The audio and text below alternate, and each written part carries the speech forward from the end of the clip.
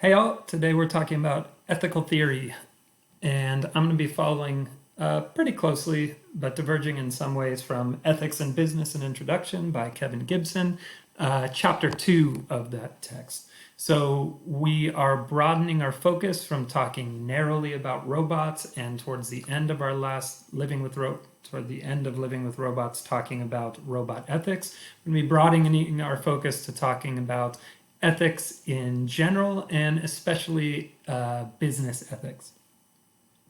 So the first thing I want to talk about is why we might want to take a philosophical approach to ethics. You find yourself in a philosophy class. Unsurprisingly, I'll be advocating for a philosophical approach to ethics. So what is that, first of all? Well, it involves trying to discover the first principles of morality and consistently applying those principles across all cases. So we're in the philosophical way of approaching ethics. We break down ethics to its most fundamental ideas. And then once we have those most fundamental ideas, we apply them consistently across all cases. Now, what advantages does that have? Well, first, let's look at some alternatives. So other ways we might come to moral judgments is by using our gut reactions to cases or people. In my classes, I've had people say things like, don't you just know that action X is wrong? And I take them to be saying they're relying on their immediate intuition, their gut feeling about some action or some person, and making a judgment based on that.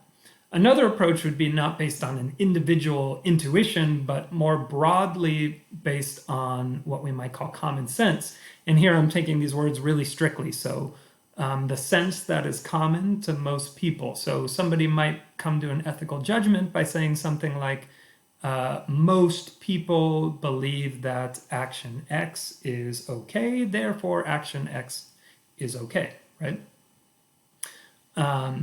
Another approach would be a legal approach. So somebody might say action X is not okay because action X is illegal, and anything that's illegal is morally wrong.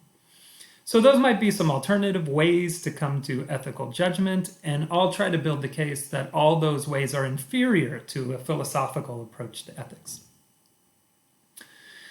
And the first reason why is each of those other approaches will lead to inconsistencies. So regarding gut reactions, sometimes I found this in myself, that I'll like somebody so much, they'll do some action and I'll think, oh, that action was totally okay. And then somebody who I dislike will do a very similar action, and because they did it, I'll say, oh, that's not okay. Here I'm thinking a lot about politicians that I like or don't like, and when they do actions that are similar, sometimes I'll have a gut reaction that it's okay if this person does it, it's not okay if that person does it. But note, I'm being inconsistent in my judgment. With common sense, I often think, I think a lot about our common sense attitudes towards our treatment of non-human animals. So the common sense view is that, at least here, is that it's okay to eat things like pigs and chickens and cows. It's not okay to eat things like dogs and horses and cats. And that just seems incredibly inconsistent. Pigs are every bit as smart as those animals that are off limits to us. So our common sense judgment on that issue leads to inconsistencies. And with a legal approach, now for any country, hopefully, or for any set of laws, hopefully applying those laws would lead to consistent judgments.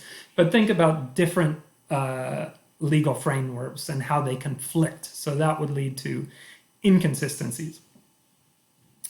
A second point to make here, these approaches have misled us in the past, specifically in cases that a philosophical approach would have set us straight. So it's easy to see how our gut reactions to things can be wrong. Our common sense judgments have led us astray in the past. I think of our history of slavery in this country, where most people, at least in certain areas, thought slavery was morally permissible. They, of course, were wrong about that. And most philosophical approaches would have told us that those were wrong. And laws have been mistaken in the past. That's why we change our legal system, because of the problems that we find, right? Third, the recommendations that gut reactions, common sense, or a legal system would give us would be relative to the individual in terms of gut reactions, the society in terms of common sense, and the legal system for the legal approach. So there would never be a consistent truth of the matter over time. There wouldn't be a timeless truth of the matter for ethics. It would all be relative to the way an individual feels about it, if our gut reactions could be trusted, or the way society feels about it, if common sense is to be trusted, or the way a legal code stipulates if the legal system is to be trusted. And finally, all of these fall prey to what we might call the open question problem. For if somebody were to say, most people say that action X is okay, therefore action X is okay, it still remains an open question. Well, should we trust what people say as a good guide to what's right or wrong? Or for somebody's gut reactions, if they say, well, I just feel that that's wrong, it would remain an open question. Well, are gut reactions a fair guide to whether or not something is good? These questions remain with all of these approaches. Or is the legality of something a good guide to the morality of something? These open questions remain unanswered. So how will we, if the philosophical approach is to be preferred to those because of the consistency, because it tries to answer those hard questions, because most philosophical approaches are not relative to an individual, society, or legal system, and the claim is they haven't misled us as badly as those alternatives. Well, how do we approach ethics in a philosophical way? First, we have to get the facts straight. So before we want to apply any theory to derive a moral judgment, we first have to get the facts straight. Whatever the facts are, if we're trying to judge a person, what the facts about their character are, or their actions. If we're trying to judge an action, what the who's going to be harmed, who's going to be benefited, does it violate anybody's rights, etc., etc. So first we have to get the facts straight. Then we apply moral principles to the facts. So each moral theory ethical theory that we're going to be covering in this chapter will propose one or a handful of moral principles that will guide us to figuring out what the morally correct action is in any scenario. So first we get the facts straight, then we apply the principle, and then we derive a judgment. So for example, the theory we're about to cover first will be utilitarianism. They'll say we should maximize well-being. So getting the facts straight about that would be their moral principle. Then getting the facts straight would involve determining whether a particular action would maximize well-being or whether it wouldn't. Then we'd apply the utilitarian principle to that statement of alleged fact. And then we'd come to a judgment about whether something should be done or not. So let's jump into what the theories are, the philosophical theories of ethics. So first, what I want to get into here, the way I want to preview these is I want to talk about how they all derive from very fundamental intuitions about ethics. So utilitarianism starts with an idea of ethics that the thing that we should do is try to do what's best for the most people. And we should try to maximize that, right? So more particularly, an action is right to the extent that it maximizes well-being, all beings considered equally. The second theory we'll talk about is deontology. So deontology starts from a different place, some different fundamental principles. Those fundamental principles being justice, fairness, and rights. So the idea is that we should treat people according to how they deserve. The idea that we should treat people fairly and treat ourselves fairly. And the idea that people have inalienable rights that we shouldn't take away regardless of how we might benefit people. So more technically, Kantian deontology says this: actions are permissible only if they are universalizable. We'll get more into that. And they never treat rational and autonomous beings as mere means. So they don't use rational autonomous beings as tools. We'll get more into that. Finally, virtue ethics is built on this idea that we should strive to be virtuous, that we should be courageous, honest, generous, temperate, and our actions should reflect that. So all of these theories are built on very agreed upon fundamental principles of ethics. So now let's see how these theories build on those ideas to form complete ethical systems. So first theory we're going to look at is utilitarianism. And if you're going to talk about it, make sure you get all the syllables there. So utilitarianism, so 8 syllables, get them all. And the main ideas behind utilitarianism are these. So first, a summary. An action is right if it produces the greatest overall balance of happiness over unhappiness, all beings considered equally. And if an action doesn't do that, then it's not going to be right, right? So let's talk about that simple summary and break down some of the key ideas contained in it. So the first is that utilitarianism is what is called a consequentialist moral theory. Consequentialist moral theories say that the only morally relevant feature of actions are the consequences those actions lead to. So what is the result? What are the results? Now, that's opposed to other ethical theories, which will say that things like intentions are the key morally relevant feature of actions, or divine command theory, which might say that what determines the rightness or wrongness of an action is whether a divine being commanded it. So utilitarianism, on the other hand, is going to be a consequentialist moral theory. It will say those other things are not morally relevant at all. All that matters are the consequences that result. The next feature of utilitarianism that I want to talk about is its egalitarianism. So note the last, after the hyphen in the summary, all beings considered equally.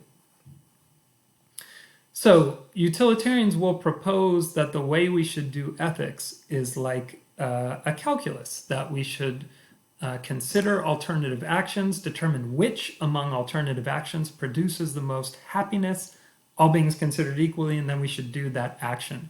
And in the calculus, in the equation, everybody's happiness gets counted equally. So, and more, in fact, more than everybody's happiness, every sentient being, their feelings get considered equally.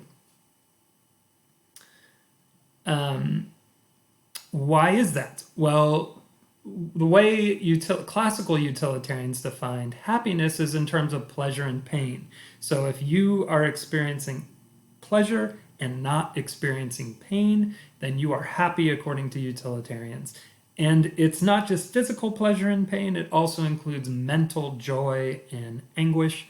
So if you're feeling physical pleasure and mental joy and you're not experiencing physical pain or mental agony, then you meet the criteria for happiness. So why would all sentient beings be considered equally? Well, what we're trying to do is maximize happiness, maximize pleasure, minimize pain. Really, those are steps along the way to maximizing the balance, the overall balance of pleasure over pain. And sentient beings can feel pleasure and pain. That's what being sentient that's a necessary condition for being sentient. So, all beings are considered equally. Now, this is to be distinguished from utilitarians thinking that all beings need to be made equally happy. They don't think that. They just think if an action affects 3 people, and one is you, and one is the Pope, and one is the president, then we need to consider the consequences for all 3 of you as if we didn't know the titles at all. So none of that, none of the titles or any of that, or species or any of that will be morally relevant. All we're trying to do is increase a quantity, and that quantity is the amount of happiness in the world. Trying to make the world the happiest place, and that seems like a good idea, right? So I already covered this final idea, this idea of hedonism. So classical utilitarians are hedonists. They say that the only thing that's intrinsically valuable in the world is pleasure. Now recall both physical and mental pleasure. And anything else that's valuable is valuable because it has an effect on raising people's pleasure or minimizing their pain. And at first that might be a little bit difficult to understand. I mean, here you are in sort of a difficult philosophy class, and you might be wondering, well, why am I doing this? And how does that have to do anything with pleasure and pain? Is this class valuable at all? But if you sat down and thought about it, then even if you're not enjoying the content of the class or the discussions or the tests or the essays or listening to me babble on, you might think, I'm taking this class, why? Because I want to get a degree. Why do I want a degree? Because I want a job in a field that I either love doing the work, so pleasurable, or because that will lead to more financial stability or well-being for me and my family down the road. So there we bottom out at happiness or pleasure and pain. But then if we asked a further question, well, why do you want to be happy? Well, that question sort of fries our brain. That's just something we want. That's like the most fundamental level. So utilitarians follow this hedonistic idea that pleasure is the only thing that's ultimately valuable, and anything that has value is valuable because it ultimately increases pleasure. All right, so how might we apply this theory? So you may have seen this before. If you're like me, you have another injury from one of your hobbies, and you go in and say, like me, you have a broken nose again, and they ask you, how much does it hurt? And you're like, I don't know, it hurts a lot. And then they give you this scale. And presumably what you're supposed to do is look at the faces on the scale, think about what your own face must look like, and if you're crying and red, then it hurts the worst. And if you're, smiley and yellow, then you're the happiest. And if you're orange and straight-faced or a little bit sad, then you're in between, right? Now imagine the scale and then they assign a number to it. So they're making an attempt to quantify your pain, just put numbers to it. So imagine the scale goes negative and positive, where -10 is the worst pain imaginable. Like you did something that really hurt, had long-term bad consequences for people you love, something like that, right? And -1 is like, it hurts. It's like stubbing your toe. But it's not bad. And imagine it also goes in the other direction, where 10 is the most rapturous joy imaginable. Like finally, after years of an estranged relationship, your parent comes back and tells you, I've always been so proud of you. You're the most amazing person in the world, right?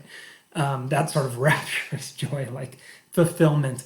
And 1 would be, sort of nice, like eating ice cream is nice. It's a 1 that feels good. So imagine it goes both ways, -10 the worst, +10 the best. And then imagine that we're asked to determine which of a set of alternative of actions is the right one to do, the morally correct one to do from a utilitarian perspective. And you think about these 5 actions and you realize that they'll affect 5 people. Your person 1, and then person 2, person 3, person 4, and person 5 will also be affected. So the first action, you run through what you think will be the consequences of your action, and you think that it will bring you and the other 4 people 3 units of happiness, so a pleasurable feeling.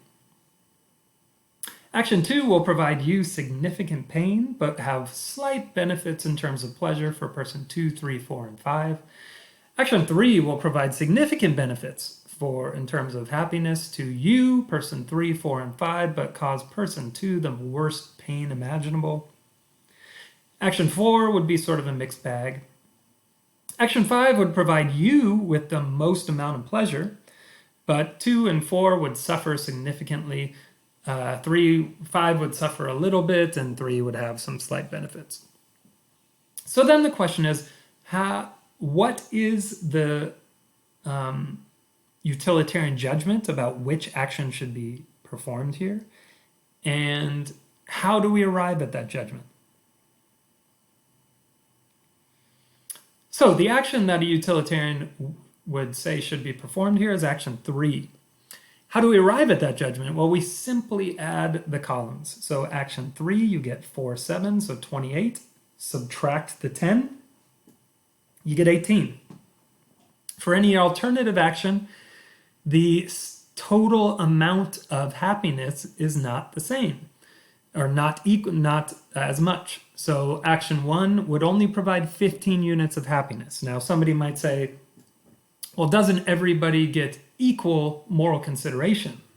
So shouldn't we try to make everybody a little bit happy instead of in action 3 where we cause one person the most amount of pain?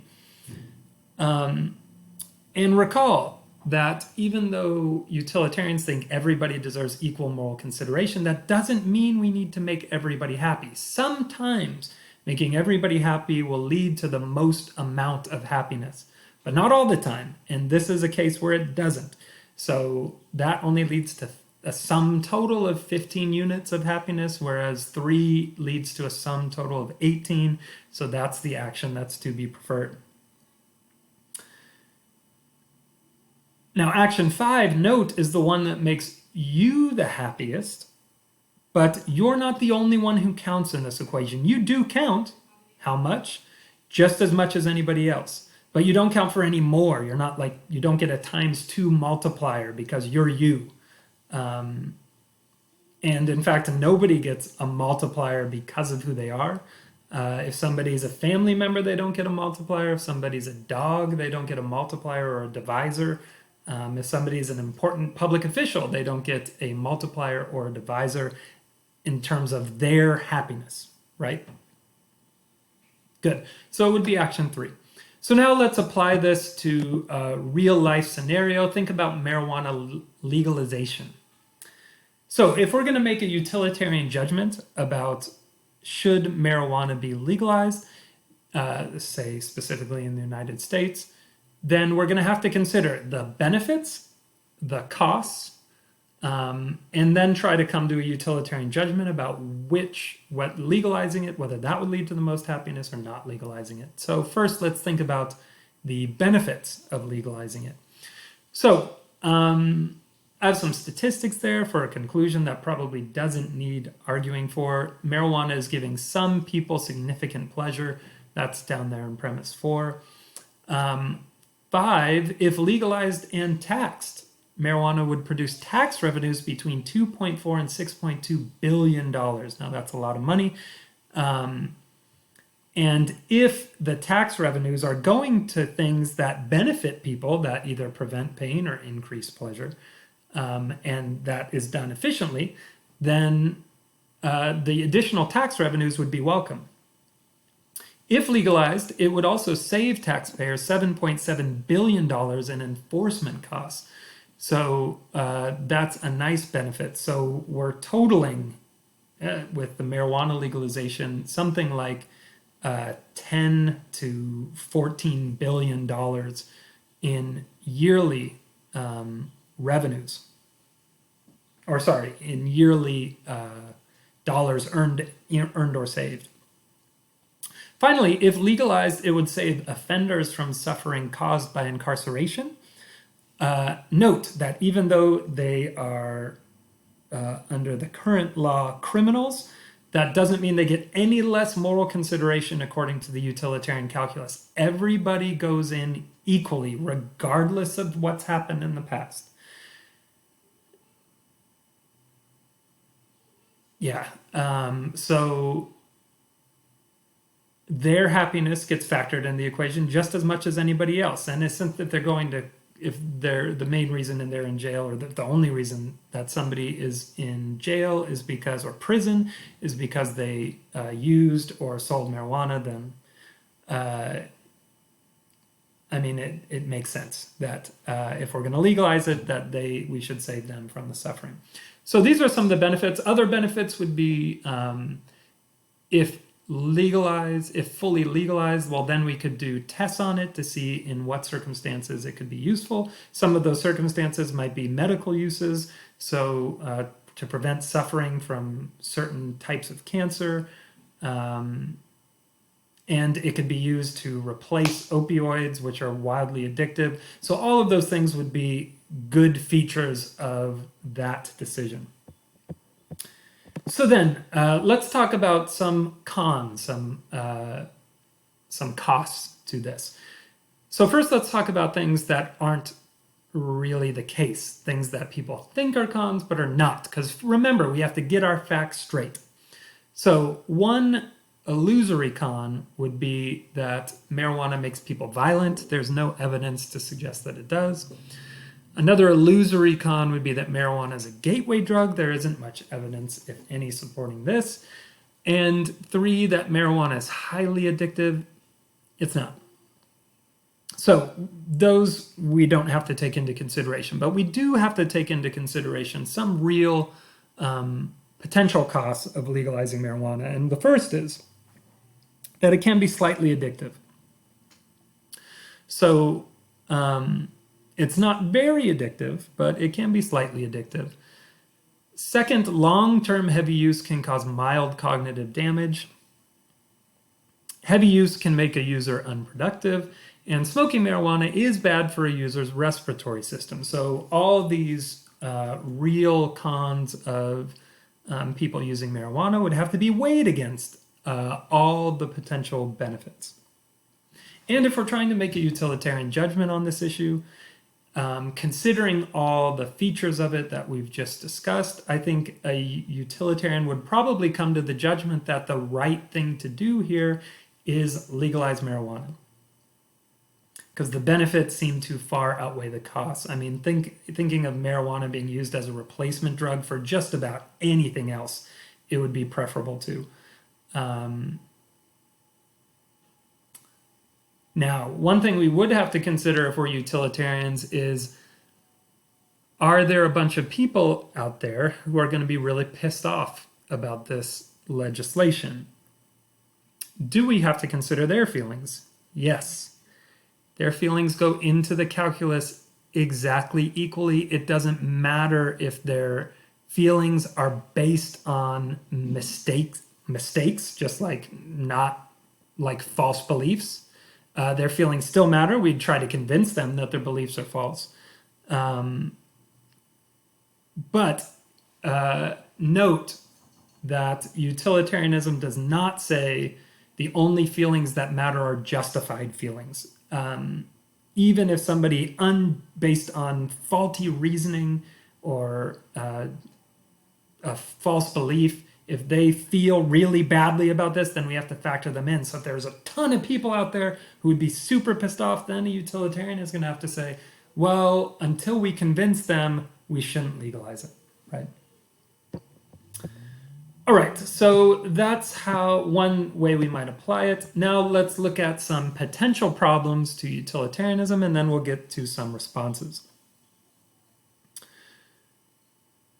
So first, justice and fairness. Is utilitarianism incompatible with the ideal of justice? There's a famous case brought up by a philosopher named H.J. McCloskey where he constructs a thought experiment such that somebody is in a racially charged, a utilitarian finds himself living in an area where there are racial tensions. Somebody commits a crime. So somebody of race X rapes somebody of race Y. And as a result, but they don't know who did it. And as a result, there's race riots. People are dying in the streets. Families are being torn apart. There's total chaos as a result of those racial tensions exploding. The utilitarian is in a position such that he knows if he doesn't know who did it, but if he incriminates somebody, if he says somebody did it, then his word will be taken as being definitive and that person will be convicted. And the utilitarian knows if he convicts somebody of race X, then that will placate the rioters and tensions will die down because they'll think that justice has been done.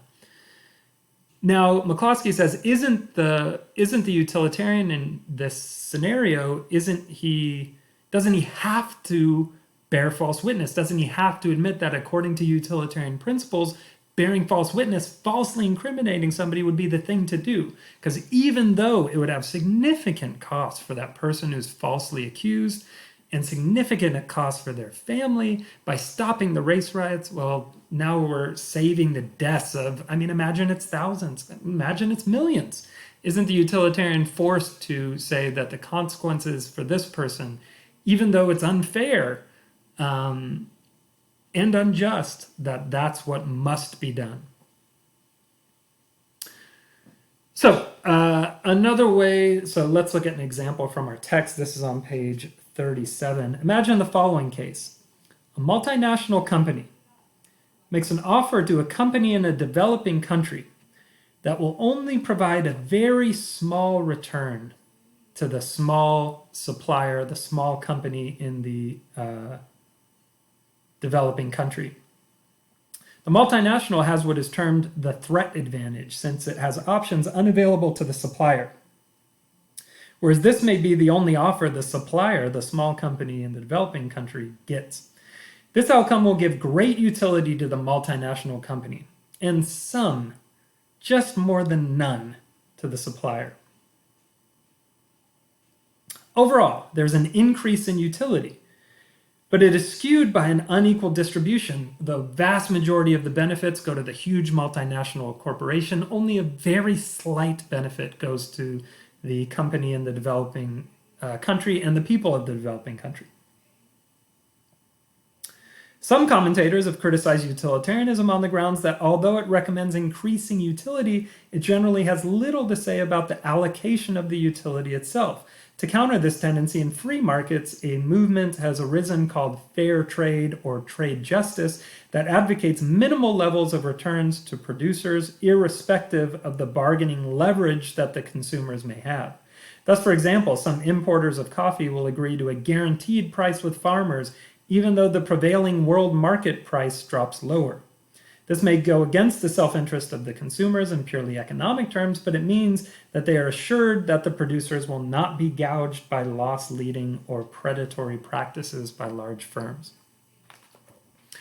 So there again, we have utilitarianism might be incompatible with fairness.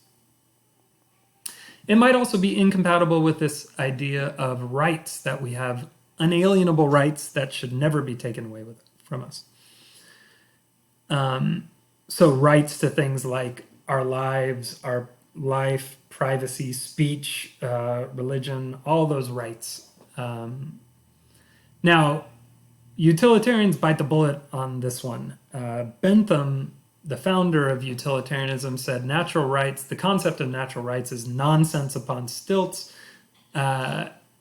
it's a morally bankrupt concept in itself and only matters in if it increases overall well-being. But take an example.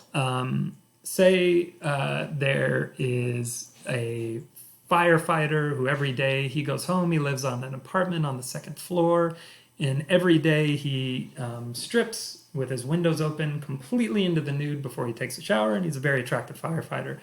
Imagine there's a woman who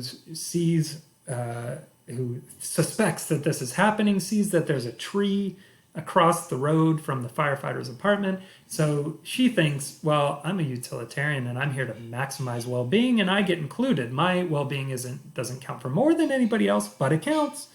So what I'm going to do is go climb that tree and watch this guy change out of his uniform every day, and that will give me tons of pleasure. And imagine that she has good reason to believe that she will never be caught. Imagine it's like one-way glass, right? So she does it. Isn't the utilitarian forced to say that that action is not wrong?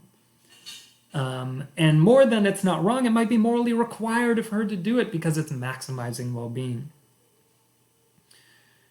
And isn't that idea incompatible with the idea that people have this right to privacy? Right? And that's just a very simple example. You can think about bigger cases where people's rights to privacy are violated on the way towards greater overall well-being. Think about government oversight of their citizens, where they might be using cell phone data or things like that. And people bristle about that, even though it may be for everybody's the most happiness for everybody. Third, backward-looking reasons. So utilitarians would have us break promises and other kinds of obligations if doing so would lead to the most happiness. Utilitarianism is forward-looking. So given the way the world is now, how can we make it the happiest world possible? But the common sense view is that promises and obligations matter. And that we should follow them even if it doesn't lead to the happiest world overall. I mean, think about marriage promises. You can imagine scenarios where breaking marriage vows would lead to more pleasure for people if they were if certain kinds of people. And the common sense view would be that that's morally wrong. But the utilitarian view would be that's only morally wrong if it is found out or if there's guilt because of it. But if there aren't those things, then it's morally permissible, right? Finally, there's a charge against utilitarianism that utilitarianism is too demanding, especially for those of us who enjoy the privileges that we do. So let's talk about going to a movie. A movie, I guess, costs $10 or something like that while I'm making this. If utilitarianism is right, then the morally right thing to do is maximize well-being, and the morally wrong thing to do is anything else. So imagine you're thinking about using $10 to go see a movie. And imagine it's a good movie, a great movie. On a scale of 1 to 10, even seeing a great movie is what, maybe a 3 in happy. I mean, seeing a good movie is great, but pretty soon you forget about it. Or maybe it's your favorite movie of all time, and then you forget about it, and then you watch it again, and you forget about it, and you watch it again.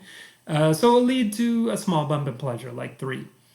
Now, there are people in the world who are starving to death. People in the world who are starving to death who would not be starving to death if we donated money to them. So then imagine the potential gain in happiness between starving to death, which has got to be something around a -10, and then suddenly having food, which has to then be something like a 10.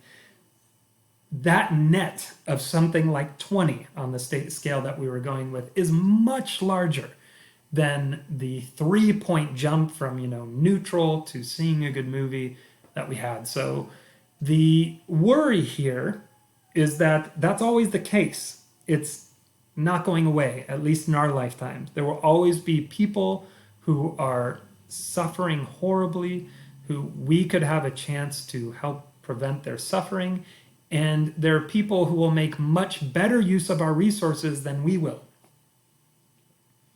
So then we're always obligated. The morally correct thing to do is always to make that donation to somebody who can use your resources more efficiently to maximize well-being. People who are suffering horribly, because in many cases, it doesn't take a lot to get them out of that suffering. Whereas increasing our happiness, like increasing my happiness, will be very difficult with my resources, right? Because I'm already fairly well off in the world picture, right? So utilitarianism is much more demanding. Normally, we think of that circumstance as being charity, something that's good if you do, but it's not bad if you don't. But according to utilitarianism, it's morally required to do it, and you're only living up to your obligation when you do it. And if you don't do it, you're falling short of being morally good. In the textbook, it talks about supererogatory actions. Those are just actions that go above and beyond the call of duty. For utilitarianism, there's no such thing as a supererogatory action. There's only actions that maximize well-being, and there's everything else which falls short. In this context, it's good to highlight big corporations doing good things occasionally, since so often we hear because so often it happens where big corporations do bad things. But on page 35 in the text, it outlines a really cool case. The actions of the pharmaceutical firm Merck. In doing research for veterinary products, researchers discovered that its drug, Mectizan, could cure river blindness, a parasitic disease carried by flies in sub-Saharan Africa. Merck was then faced with the dilemma that it had a sure cure for a crippling disease, but those afflicted were in no position to pay for it. Merck committed to supply sufficient doses to all who need it free of charge for as long as it takes to eradicate the disease. The life cycle of the parasite means that it could easily take over 15 years at a cost of $1.50 per person affected every year. By May 2003, Merck had donated 250 million doses. The test of a supererogatory act may be how we answer the question of whether Merck's actions were merely decent, all things considered, or alternatively heroic. We might respond that the company did more than it had to and would not be held accountable for failing to act. At the same time, moral approaches do not assess actions by what is conventionally accepted, but rather look to what we should do. Taken this way, the notion of supererogation, so going above and beyond, falls away.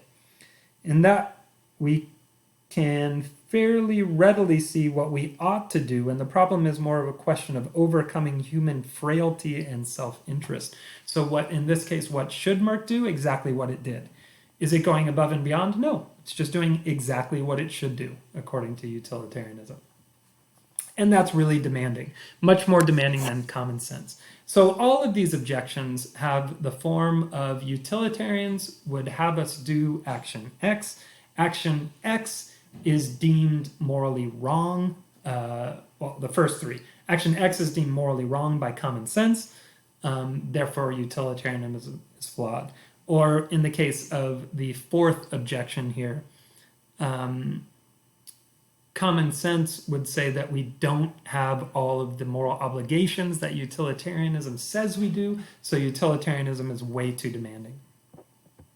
Now, utilitarians do have responses to these, and we should cover some because a significant portion of professional philosophers are utilitarians, and for good reason. So the best response would talk about how common sense is wrong. So they'll say utilitarianism and common sense disagree, but so much the worse for common sense. Let's jump down a little bit here in terms of what I'll talk about, but you can read what's written here. Our intuitions can't be trusted when cases are exceptional. So we live in a very complex society with all sorts of stakeholders and an interconnected world where our actions can affect people on the other side of the world and vice versa. And our intuitions, our moral feelings evolved from social arrangements which were much more primitive than the current social arrangements. So our morality might still be stuck in like hunter-gatherer tribal sorts of societies, and it might be great for that, but doesn't map perfectly onto the highly complex interconnected world that we live in. Probably not. Another objection, we should focus on all the consequences. So in the case of falsely accusing somebody, we focused on the consequences of the person. We might focus on the consequences of the person being falsely accused. But we should also think about the people that are dying, the families that are getting torn apart by the race riots, right? And if we focus on all of them, then we can see how our common sense might be misleading us with our intuitions in that case. And in the Peeping Tom case, generally, it's right to respect people's privacy, but in the cases where it's not going to hurt anybody's feelings, maybe it should be okay, right? So maybe we should focus on all the consequences. Finally, common sense has misled us in cases where utilitarianism could have led us to the right actions. Is common sense still misleading us? So an easy example here again is slavery in the American South, where it was common sense that some people could be enslaved, that they didn't deserve moral consideration.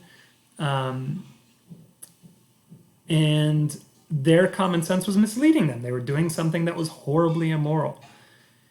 The worry here is that our moral common sense might still be misleading us. It could be that most people are mistaken when it comes to certain issues. I mean, think about the way our attitudes towards various races have evolved, to our attitudes toward gender have evolved. What about our attitudes now towards things like the moral status of non-human animals? Could it be that our common sense that it's okay to treat cows and chickens and pigs in any way to maximize profits and eat them, but it's not okay to do that with dogs and cats? Could that common sense be misleading us now?